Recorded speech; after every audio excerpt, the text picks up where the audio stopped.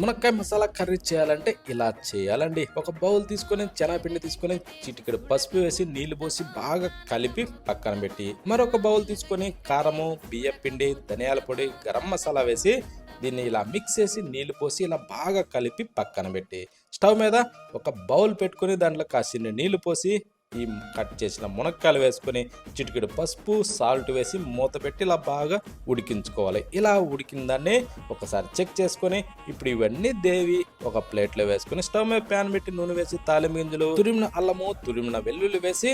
Cut చేసిన పచ్చిమిరపకాయలు వేసి ఇలా వేగనిచ్చి కరివేపాకు వేసి కారం పేస్ట్ వేసి ఇలా కప్పు పెరుగు కూడా వేసి ఇలా వేగనిచ్చి ఉడికించిన మునక్కాయలు వేసి ఇలా బాగా కలిపి మూత పెట్టి ఇలా ఉడికించుకొని శనగపిండి పేస్ట్ వేసి ఆ తర్వాత కొంచెం నీళ్లు పోసి ఇలా కలిపి ఉడికించుకొని మీదకించి కొత్తిమీర తల్లి వేడి వేడిగా సర్వ్ చేసుకొని అన్నంలోకైనా చపాతీలోకైనా తింటే సూపర్ అండి. ఇంతేనండి మునక్కాయ కర్రీ.